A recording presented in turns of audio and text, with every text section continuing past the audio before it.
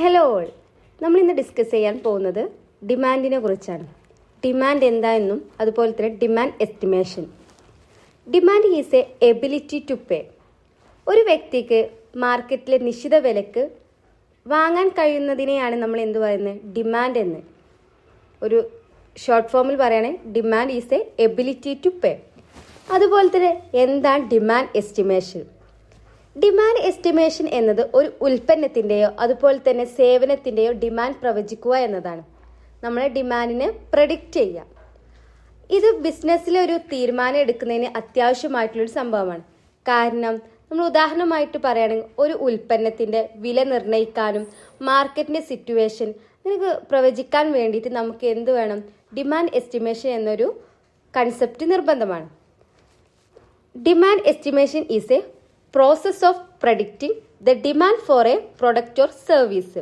നമ്മൾ ഡിമാൻഡ് എന്താണെന്നും അതുപോലെ ഡിമാൻഡ് എസ്റ്റിമേഷൻ എന്താണെന്നും നോക്കി. നമ്മൾ ഈ ഡിമാൻഡ് എസ്റ്റിമേഷന് ഒരു 7 സ്റ്റെപ്സ് വരുന്നുണ്ട്. നമുക്കത് എന്താണെന്ന് നോക്കാം.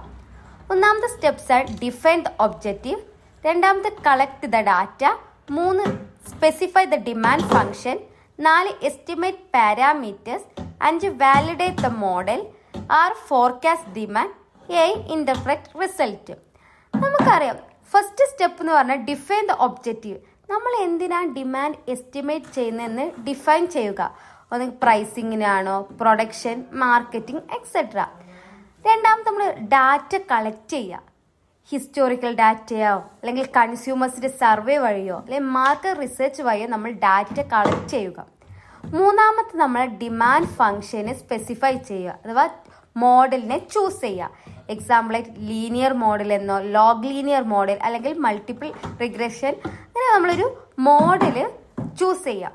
നാലാമത്തെ നമ്മൾ പാരാമീറ്റേഴ്സിനെ എസ്റ്റിമേറ്റ് ചെയ്യുകയാണ്. നമ്മൾ സ്റ്റാറ്റിസ്റ്റിക്കൽ ടെക്നിക്സ് ഉപയോഗിച്ച് നമ്മൾ ഒരു പാരാമീറ്ററിനെ എസ്റ്റിമേറ്റ് ചെയ്യുക. അഞ്ചാമത്തെ നമ്മൾ എടുത്ത മോഡൽ വാലിഡേറ്റ് ചെയ്യുക, ചെക്ക് ചെയ്യുക. ആറാമത്തെ നമ്മൾ ഫോർകാസ്റ്റ് ഡിമാൻഡ്, നമ്മൾ ഈ മോഡൽ ഉപയോഗിച്ചിട്ട് ഫ്യൂച്ചറിലെ ഡിമാൻഡിനെ പ്രഡിക്റ്റ് ചെയ്യുക. ലാസ്റ്റ് നമ്മൾ ഈ demand estimation result business decision വഴി റിസൾട്ട് കറക്റ്റ് ആണോ എന്ന് നോക്കുക. ഇങ്ങനെയാണ് നമ്മൾ ഡിമാൻഡ് എസ്റ്റിമേറ്റ് ചെയ്യുന്ന സ്റ്റെപ്സ്. അടുത്ത ടൂൾസ് ആൻഡ് ടെക്നിക്സ് നമുക്ക് അടുത്ത വീഡിയോയിൽ കാണാം. ബൈ.